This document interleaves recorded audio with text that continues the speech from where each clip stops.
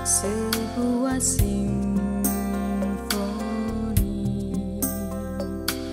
dinyalakannya bintang di angkasa menjaga kami pada malam sunyi. Dia perhatikan doa anak kecil, orang berdosa maupun orang suci. Meski dia sedih, lihat hidup kami, namun selalu ampuni. Beshem Ha'af, Ve'aben Veruah HaKodes, Ha-Elohim Echad. Di dalam nama Bapa dan Putra dan Roh Kudus, Allah yang Esa. Amin. Shalom semua. Shalom Tuhan Ibu. Tuhan, pagi Shalom, Ibu. ini adalah kelanjutan dari apa yang sudah kita diskusikan tadi malam. Seru banget kan? Nah, saya senang sekali kita bisa berdiskusi tadi malam. Banyak yang bertanya, banyak yang memberikan pandangannya. Nah, ini baru asik ya. Jadi kita tidak hanya ini dosennya nggak monolog, ada interaksi, itu keren banget ya.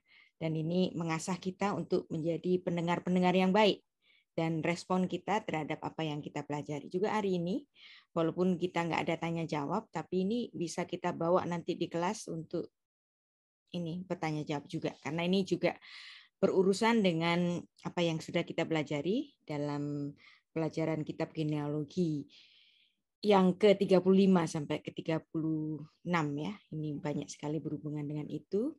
Dan judul firman Tuhan yang kita akan pelajari adalah berdiri di atas sotoh rumah. Anda sudah tahu saya mau akan bicara apa nih, berdiri di atas sotoh rumah. Satu-satunya tokoh yang sedang jalan-jalan di atas loteng rumahnya ada satu ya, yaitu Raja Daud. Dan ini diambil pada 2 Samuel 11 ayat 1 sampai 27. Kenapa sih kok kita belajar tentang ini terus gitu? Ya ini bukan kebetulan, nggak ada yang kebetulan. Topik-topiknya itu berurutan memang ya. Dan kita harus mengingat satu ayat. Ayat ini indah sekali. Ayat ini berlaku untuk Anda dan saya. Semua mahasiswa BBCO harus tahu posisinya. Posisi kita ada di 1 Petrus 2 ayat 9. Tetapi kamulah bangsa yang terpilih, imamat yang rajani, bangsa yang kudus, umat kepunyaan Allah sendiri, supaya kamu memberitakan perbuatan-perbuatan yang besar dari Dia yang telah memanggil kamu keluar dari kegelapan kepada terangnya yang ajaib. Jadi Anda bukan hanya anggota gereja biasa, bukan. Anda sudah jadi mahasiswa di sini, kita belajar menggali firman Tuhan, dan Anda menjadi apa di sini? Imamat yang rajani. Jadi bukan anak kecil Anda bukan bayi-bayi rohani, bukan ya. Anda dididik, kita semua belajar, termasuk dosennya semua, dididik dan mendidik menjadi warrior. Jadi kita di sini bukan jemaat biasa yang senangnya cuman mendengar khotbah motivasi, khotbah pemulihan keluarga, khotbah pemulihan berkat.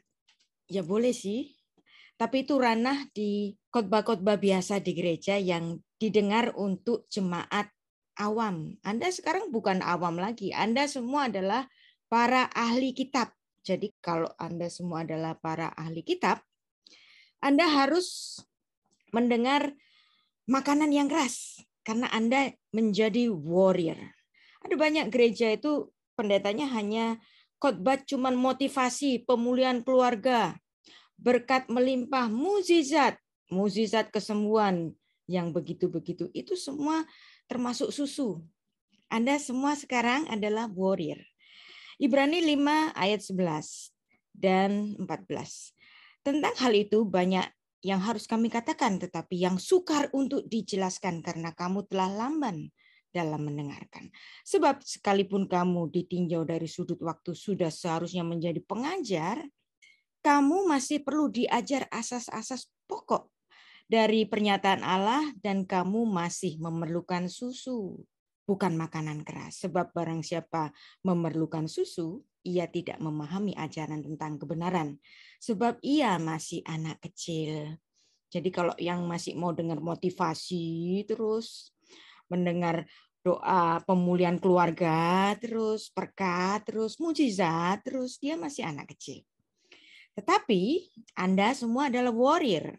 Ayat 14, tetapi makanan keras ialah untuk orang-orang dewasa dan karena mempunyai panca indera yang terlatih untuk membedakan hal yang baik daripada yang jahat. Nah, kita pada akhir-akhir ini banyak sekali belajar tentang contoh-contoh firman Tuhan yang dimana para penulis Alkitab adalah para penulis yang jujur. Bisa dikatakan bahwa Alkitab itu a brutally honest book. Jadi Alkitab itu jujurnya brutal, jujurnya luar biasa.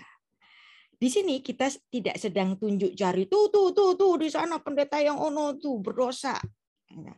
Evangelis yang sono tuh berdosa, bukan. Karena kita pun semua di sini berpotensi untuk itu. Kita sedang belajar menjadi warrior. Nah, ketika kita menjadi warrior yang dikenal, kita punya potensi untuk jatuh. Nah, pada zaman dahulu, Raja Daud berdosa dicatat, enggak di tip X kesalahannya. Nah, kenapa? Supaya kita hari ini dapat belajar bahwa kita pun berpotensi. Seperti Daud, walaupun Daud itu secara rohani sangat mengenal Tuhan, tetapi dia pun memiliki cacat yang ditulis di Alkitab sampai hari ini kita dapat mempelajarinya. Kenapa? Karena kita semuanya memiliki potensi untuk itu. Jadi nggak ada yang boleh bermegah, menganggap diri lebih baik, nunjuk-nunjuk jari ke orang. Nggak, karena ini pelajaran untuk kita sendiri.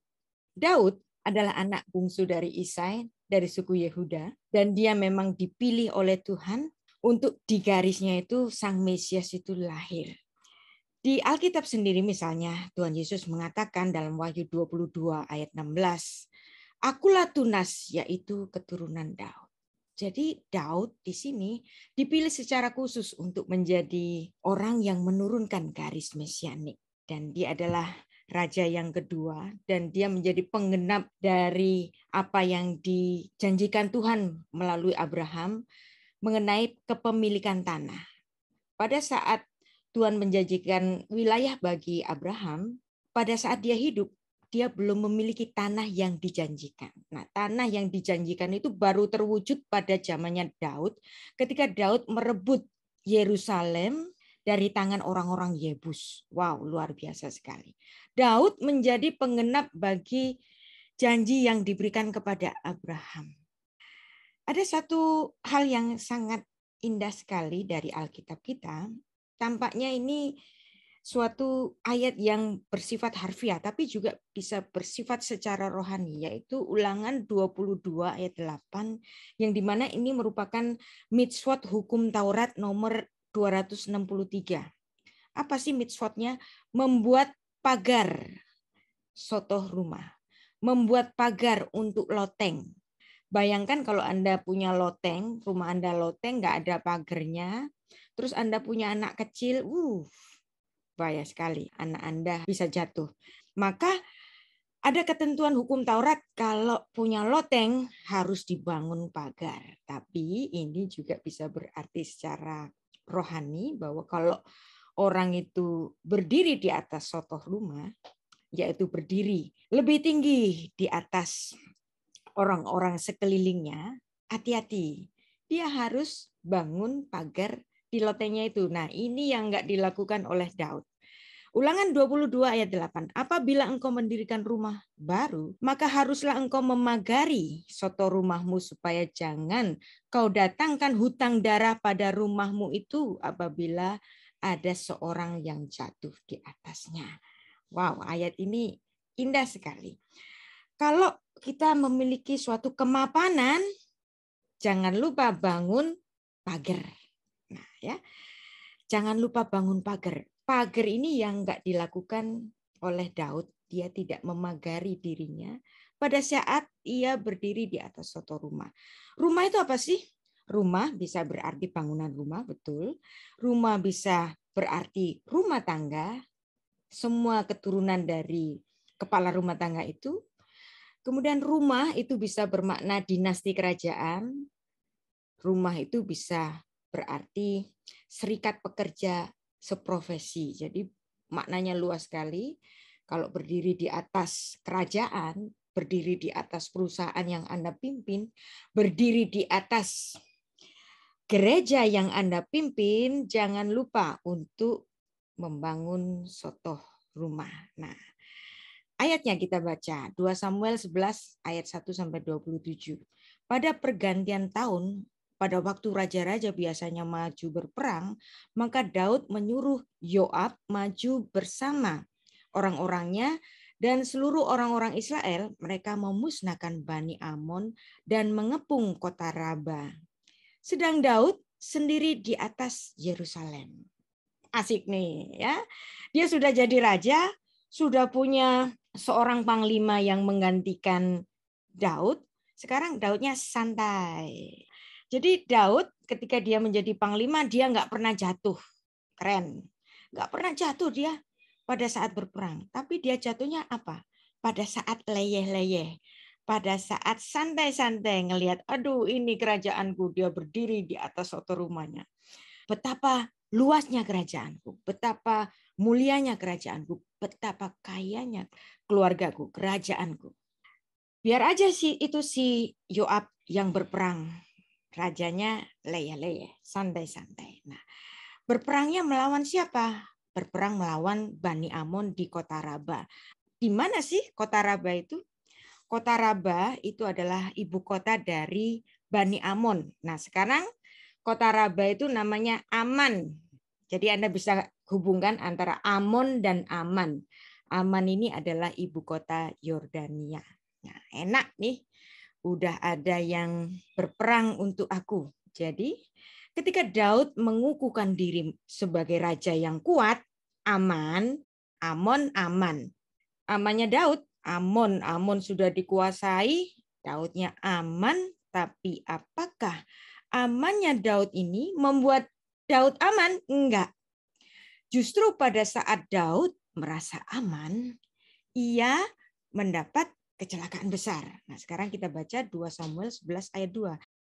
Sekali peristiwa pada waktu petang, ketika Daud bangun dari tempat pembaringannya, lalu ia berjalan-jalan di atas soto istana, tampak padanya dari atas soto itu ada seorang perempuan sedang mandi. Perempuan itu sangat elok rupanya. Ayat 3. Lalu Daud menyuruh. Wah, namanya raja bisa nyuruh dong. Nah, Anda nanti ada banyak kata menyuruh di pasal ini.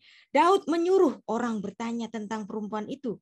Dan orang berkata, itu adalah Batsheba binti Eliam, istri Uria, orang Het itu. Jadi dia tahu, oh ini istrinya Uria, anak buah dia dong. Ayat 4, sesudah itu Daud menyuruh. Nah, ada kata nyuruh-nyuruh. Udah santai nyuruh-nyuruh lagi. Nah, menyuruh orang mengambil dia, perempuan itu datang kepadanya, lalu Daud tidur dengan dia. Perempuan itu baru selesai membersihkan diri dari kenajisannya, kemudian pulanglah perempuan itu ke rumahnya. Nah, ayat ini kalau kita baca dalam bahasa Indonesia atau dalam bahasa Inggris itu nggak kena. Bahasa Inggrisnya juga for she was purified from her uncleanness. Nah, kalau bahasa Indonesianya, perempuan itu baru selesai membersihkan diri dari kenajisannya. Seolah-olah di sini perempuan itulah yang membersihkan kenajisannya. Tapi kalau kita membaca ini dalam bahasa Ibrani, ini menarik sekali. Dan kita mengerti kenapa dalam kasus ini Alkitab atau Tuhan hanya menyalahkan Daud. Tapi nggak pernah Alkitab itu nyalahin Batsheba. Dan ini menjadi pertanyaan bagi kita. Yang namanya berzina kan laki sama perempuan kan, gitu kan.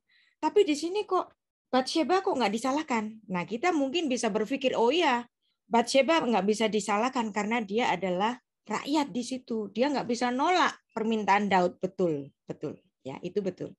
Tapi secara agama Yahudi, apakah dia bisa dibenarkan? Enggak, itu nggak bisa dibenarkan. Tetapi kenapa Batsheba tidak disalahkan? Ini menarik. Ayat ini saya baca dalam bahasa Ibrani ya. Vayishlach David malachim vayikeha fatavo elaf. Sesudah itu Daud menyuruh orang mengambil dia. Nyuruh, vayishlach Davidnya. Nyuruh-nyuruh nih. Nah, perempuan itu nggak bisa nolak. Dia harus datang kepadanya. Vayishkaf imah. Dan Daud tidur dengan dia. Nah, ini menarik. Setelah tidur, Alkitab bahasa Ibrani nulis demikian. Vehi mitkadeshet mitum ata. Dan dia dikuduskan dari kenajisannya. Nah, kata dikuduskan, kalau tadi hanya diterjemahkan dengan membersihkan diri seolah-olah Batshebanya yang membersihkan diri, tapi kalau kita membaca di sini mitkadeshet. Nah, kata mitkadeshet ini kalau dibaca dalam sastra Ibrani, ini ditulis dengan binyan hitpael. Binyan resiprokal.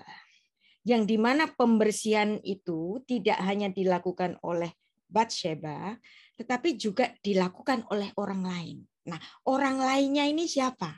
Nah, orang lainnya ini adalah tentunya para pemimpin agama Yahudi saat itu. Karena ditulis dengan bentuk resiprokal. Saut menyaut. Jadi bukan Batsheba sendirian. Vehi mitkadeshet mitum ata. Nah, ya. Batsheba dikuduskan dari kenajisannya. Dikuduskan dari kenajisannya ini, ritualnya apa? Kalau dalam ritualnya orang Yahudi, biasanya mereka itu dimandikan, ada ritual permandian dari kenajisan. Ritual permandian atau kata mandi dalam bahasa Ibrani itu rakats. Nah, rakats, ini menarik. Anda tahu kata rakaat yang biasanya disebut-sebut oleh saudara muslim kita, bahwa rakaat adalah istilah yang menunjukkan jumlah atau banyaknya ruku dalam sholat. Jadi artinya rakaat itu berhubungan dengan sholatnya umat muslim itu. Mereka sebelum sholat mereka kan harus wudhu.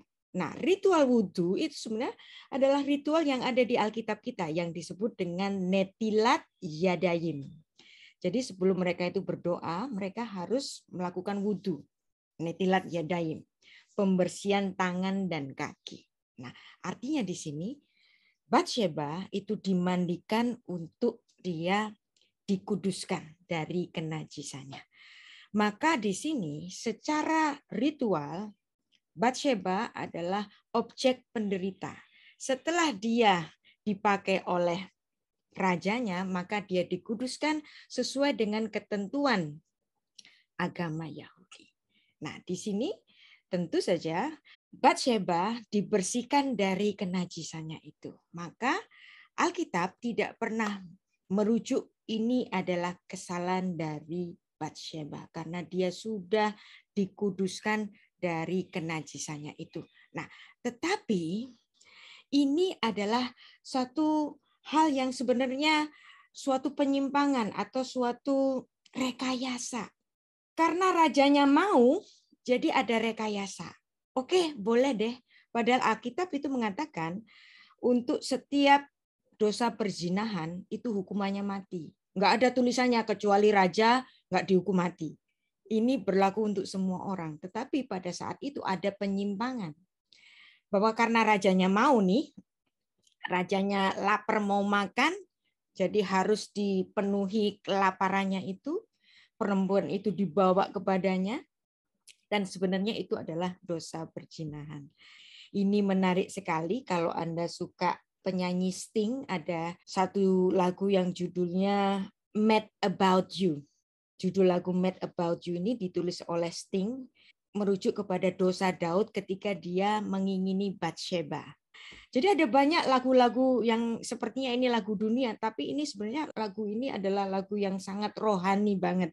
Nanti Anda dengar lagu ini bagus sekali, merujuk kepada dosa Daud ketika dia mengingini Batsheba. Jadi apa yang ditulis dalam Ulangan pasal 17 ayat 2-6 ini merujuk kepada kalau ada perzinahan, dua-duanya harus dihukum mati. Tapi di sini Daud kok nggak dihukum mati?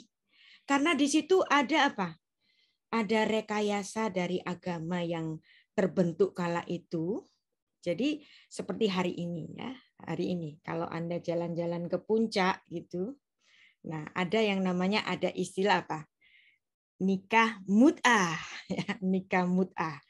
Kalau ke puncak atau ke Cisarua gitu ya, kemana-mana di situ ada banyak entertainment yang diberikan kepada laki-laki hidung belang ya, supaya mereka kalau menginginkan perempuan itu nggak dibilang berzina, maka ada yang namanya istilah nikah mut'ah atau kawin kontrak yang ada di Indonesia ini.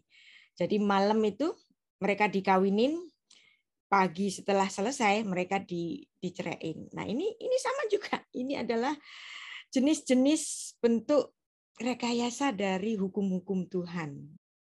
Faktanya yang namanya nikah mut'ah ini ada yang setuju dan banyak yang nggak setuju.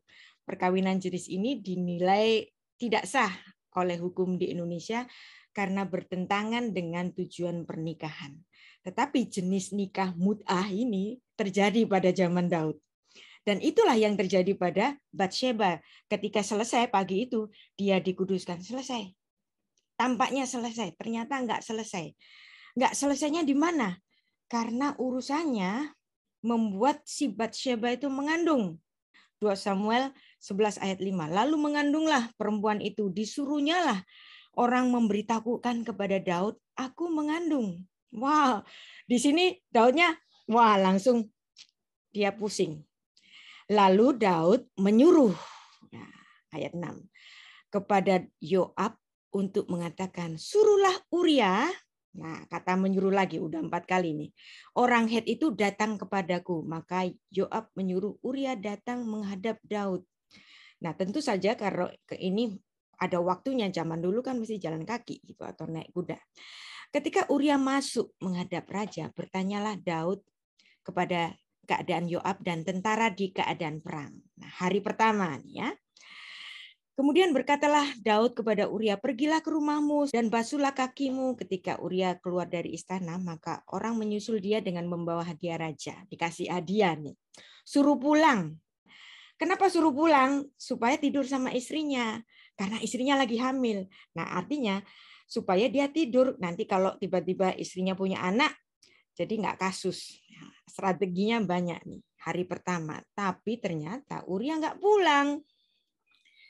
Dia membaringkan diri di depan pintu istana bersama hamba-hamba tuannya dan tidak pergi ke rumahnya.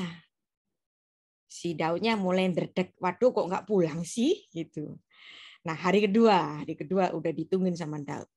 Diberitahukan kepada Daud demikian. Uria tidak pergi ke rumahnya. Lalu berkatalah Daud kepada Uria, bukankah engkau baru pulang sih Uria dari perjalanan? Kenapa engkau tidak pergi ke rumahmu supaya kamu tidur dengan istrimu gitu kan?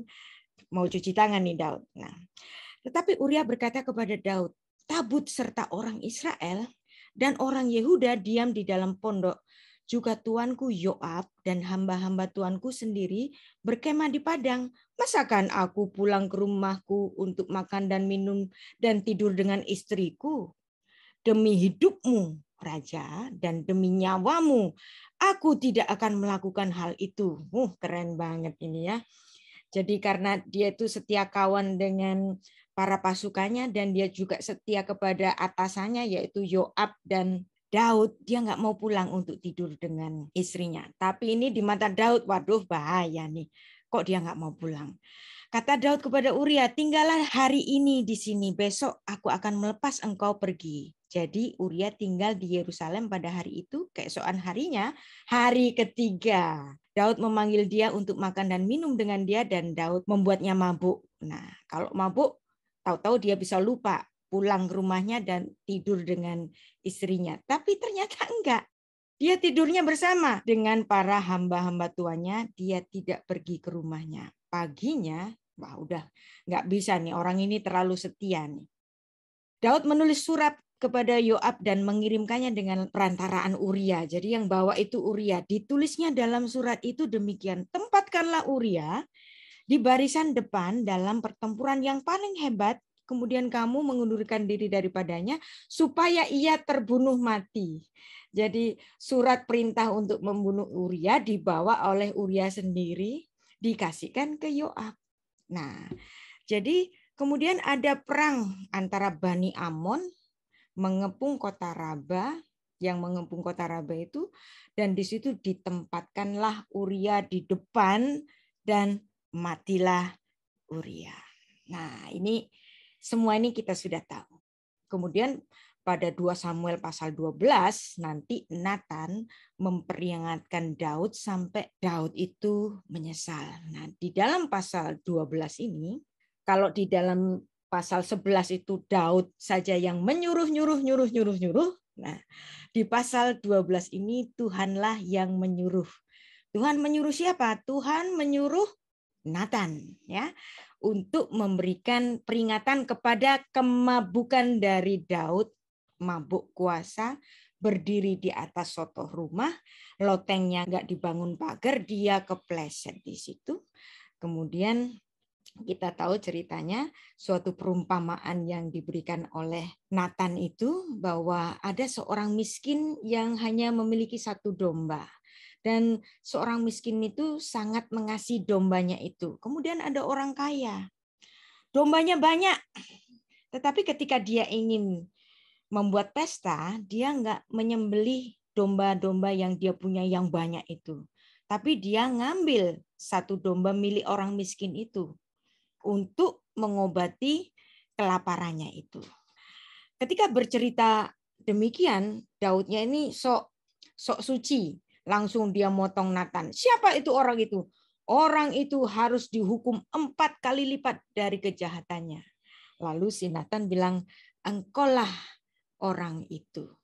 Untuk mengobati kelaparanmu, bahwa kamu punya harem yang banyak di istanamu, nggak kurang perempuan untuk mengobati kelaparanmu, tapi kamu mengambil 1 domba milik Uria dan kamu membunuh dia. Kamu orangnya. Jadi di sini ada suatu pernyataan profetik yang dilakukan oleh Daud sendiri.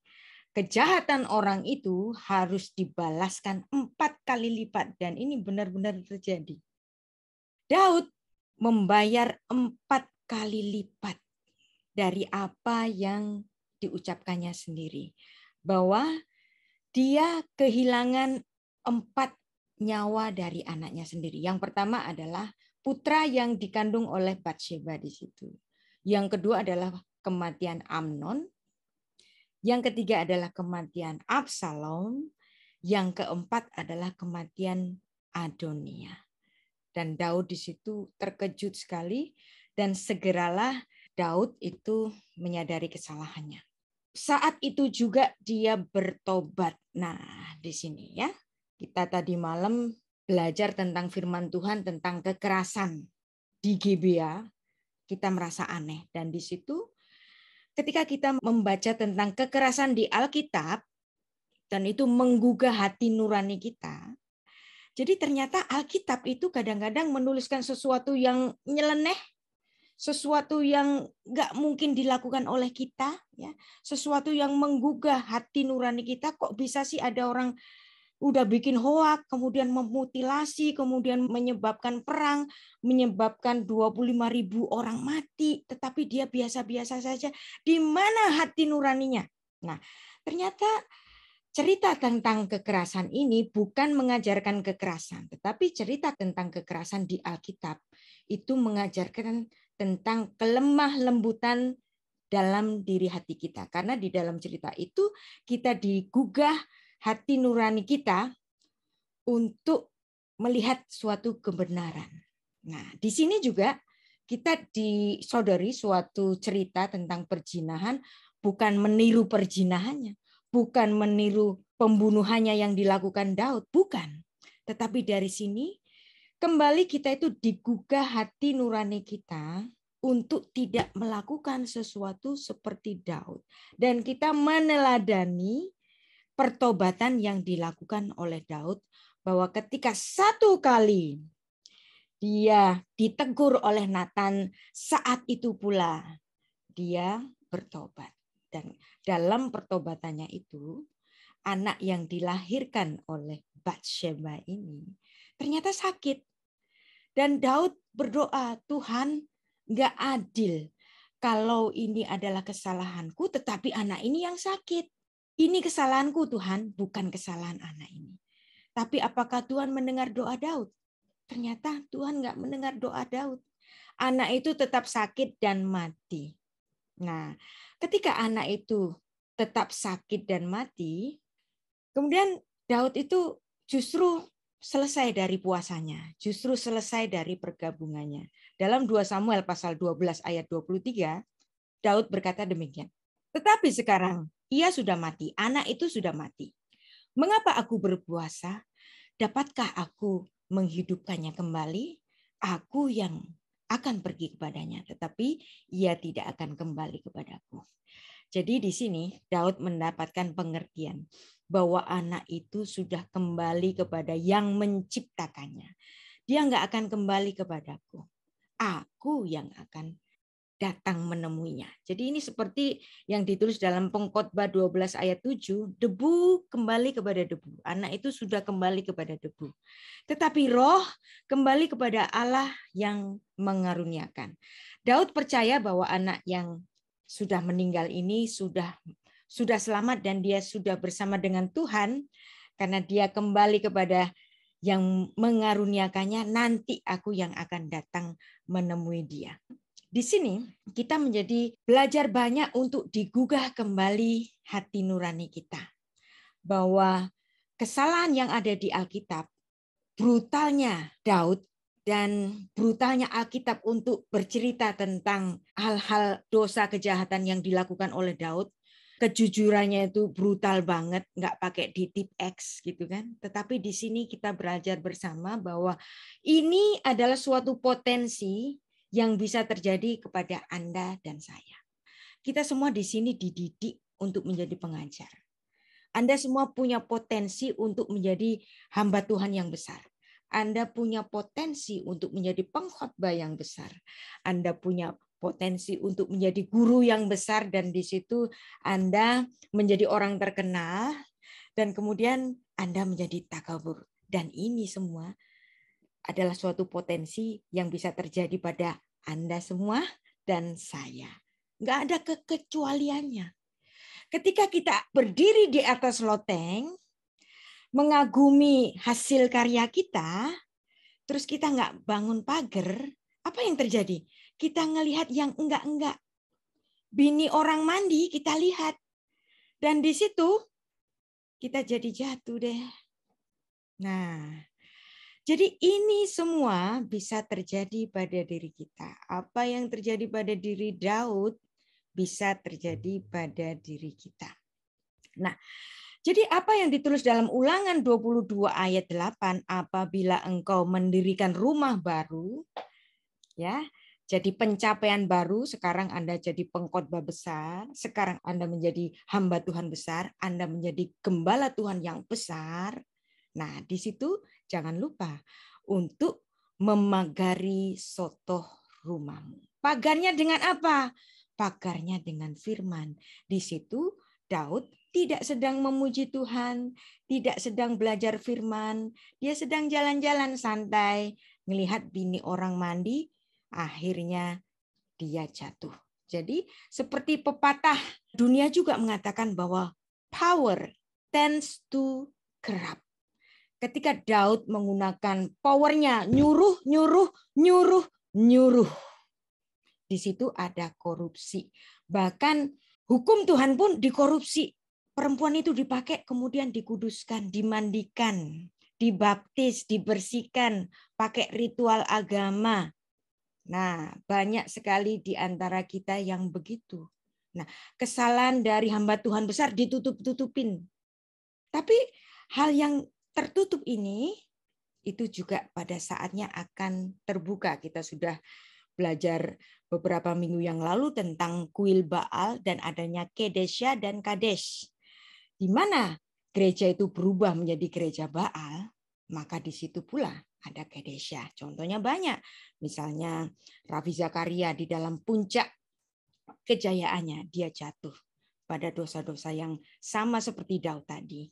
Nah, juga misalnya yang sudah kita pelajari juga kasus pendeta di Surabaya itu HL yang kemudian jatuh pada puncak kejayaannya. Robert Sliarden jatuh pada puncak kejayaannya. Dia melakukan perbuatan homoseksual dengan pekerjanya.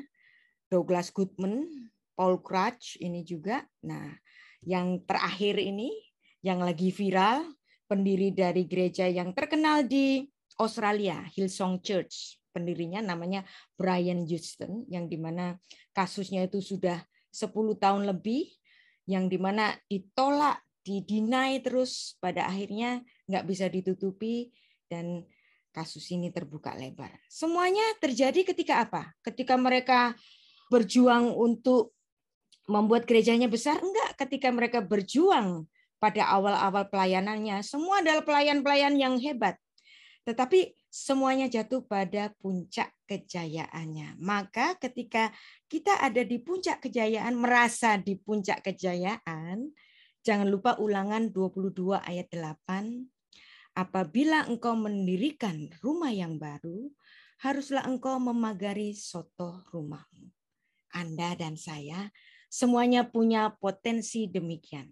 Anda bukan jemaat biasa sekarang. Semua mahasiswa di BBCO ini adalah orang-orang yang dipersiapkan untuk menjadi warrior, untuk menjadi panglima-panglima, sebagai pemberita-pemberita firman. Dan Anda semua ternyata punya potensi demikian. Maka jangan lupa Ulangan 22 ayat 8 untuk membangun pagar di atas sotoh rumah. Kiranya firman Tuhan pagi ini agak berat sedikit, tetapi ini menjadi suatu modal bagi kita untuk terus-menerus belajar tentang firman Tuhan, sembari juga memagari kita dengan firman-firman Tuhan. Kita berdoa. Tuhan, terima kasih atas segala firman-Mu yang kita pelajari hari ini. Tuhan, selidikilah hati kami. Tuhan, berikan kami peringatan-peringatan. Tuhan, jangan biarkan diri kami mabuk untuk ketenaran. Jangan biarkan kami untuk mengagumi diri kami sendiri. Tuhan, kiranya firman-Mu Tuhan, dan juga pertolongan-Mu melalui Roh Kudus memagari loteng rumah kami. Kami semua ada potensi untuk tinggi hati. Kami semua punya potensi untuk membanggakan diri kami. Tuhan, ampunilah kami. Tuhan, kami mohon Roh Kudus senantiasa bersama di sebelah kami untuk selalu mengetuk pada hati nurani kami, pada setiap pelayanan-pelayanan kami. Tuhan, jangan biarkan kami jatuh. Kiranya firman Tuhan yang sudah kami pelajari ini, Tuhan, memberikan suatu modal bagi kami, dan jangan biarkan kami jatuh, Bapa. Terima kasih atas kasih-Mu, terima kasih atas pengajaran yang Kau berikan. Beshem ha'af, ve'aben, ve'ruah hakodesh, ha'elohim, echad. Di dalam nama Bapa dan Putra dan Roh Kudus, Allah yang Esa. Amin. Shalom. Amin. Terima kasih Bu Rita buat kebenaran firman Tuhan yang disampaikan pagi hari ini, mengingatkan kita untuk terus mawas diri, jangan terlena dengan pencapaian-pencapaian yang sudah kita capai. Hari ini doa akan disampaikan oleh Bapak Ian dari Sorong. Kita akan berdoa untuk ketua dan para dosen yang ada untuk senantiasa Tuhan memberikan perlindungan. Berdoa juga untuk seminar yang akan dilaksanakan besok hari Jumat bersama dengan Bu Rita, supaya seminar boleh berjalan dengan baik segala sarana yang dipakai boleh berjalan dengan lancar, dan juga rencana BBCO Care ke Manado akhir Mei boleh berjalan dengan baik, ada penyertaan Tuhan dalam setiap rencananya atas BBCO. Silakan Pak Yan untuk berdoa. Mari Bapak Ibu yang kekasih dalam nama Yesus Kristus, sebelum kita melakukan aktivitas kita, mari kita berdoa. Ya Allah Bapa di dalam surga, kami bersyukur dan berterima kasih atas semua kebaikan-Mu yang nyata di pagi hari ini. Kami boleh diberikan kesempatan untuk kembali bersekutu dengan Tuhan, bersekutu dengan saudara-saudara kekasih kami di dalam Morning Blessing. Bapa, kami telah mendengarkan firman-Mu yang luar biasa. Tuhan berkati hamba-Mu yang saat ini memberikan firman bagi kami, menjadi teguran keras bagi kami, untuk kami tetap setia, memagari hidup kami, pribadi, keluarga kami, untuk tidak tergelincir dan jatuh di dalam dosa. Terima kasih buat hamba-Mu, Ibu Rita Wahyu, yang telah memberikan firman ini bagi kami. Pakai Ibu Rita menjadi saluran berkat menurut kehendak Tuhan dalam kehidupan pribadi keluarganya, dan khususnya melayani kami di BBCO ini. Bapak, kami juga berdoa bagi pergumulan kami lewat program BBCO ini, yaitu kami berdoa bagi para dosen, para mahasiswa, bagi pengurus BBCO, baik BBCO dalam dunia perkuliahan kami, para dosen yang senantiasa setia memberikan materi, menjelaskan firman-Mu bagi kami. Tuhan berikan kesehatan, kekuatan, hikmat, sehingga memberikan penjelasan sesuai dengan kehendak Tuhan. Kami berdoa bagi BBCO Channel, dalam Tuhan berkati proses pelayanannya, Tuhan berkati semua BBCO Care yang akan melaksanakan pelayanan kesehatan di Manado di bulan Mei tahun 2022.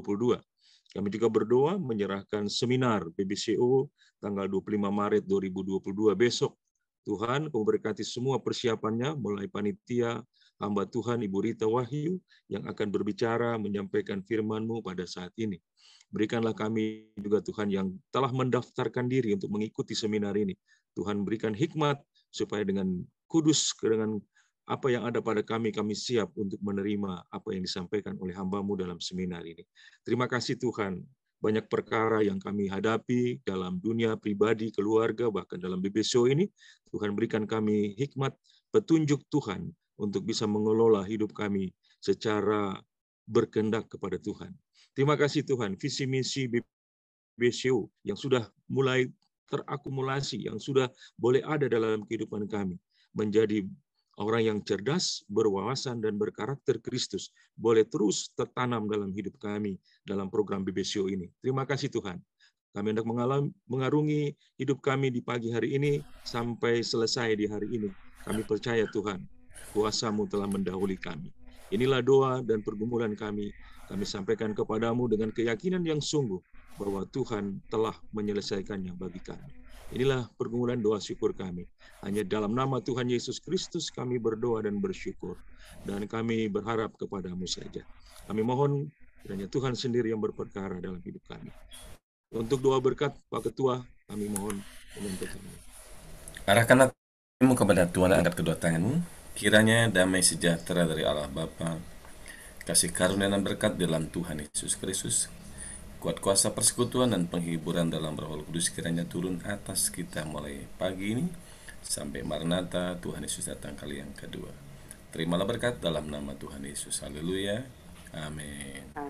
Amin. Amin. Bu Rita, terima kasih. Sampai jumpa besok di konferensi luar biasa ya. Terima kasih. Baik, Tuhan berkati Bu Putri. Mana suaranya Bunda Putri? Bunda Putri, terima kasih. Bunda, sehat selalu ya. Ya, salam, salam.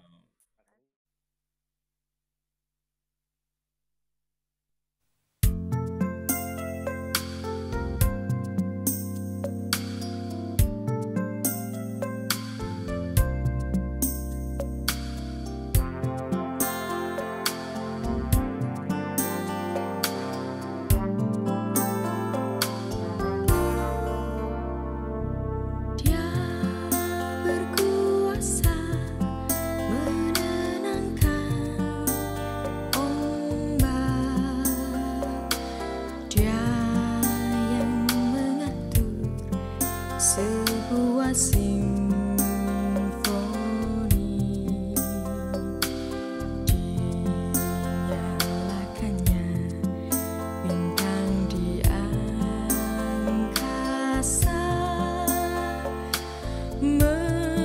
menjaga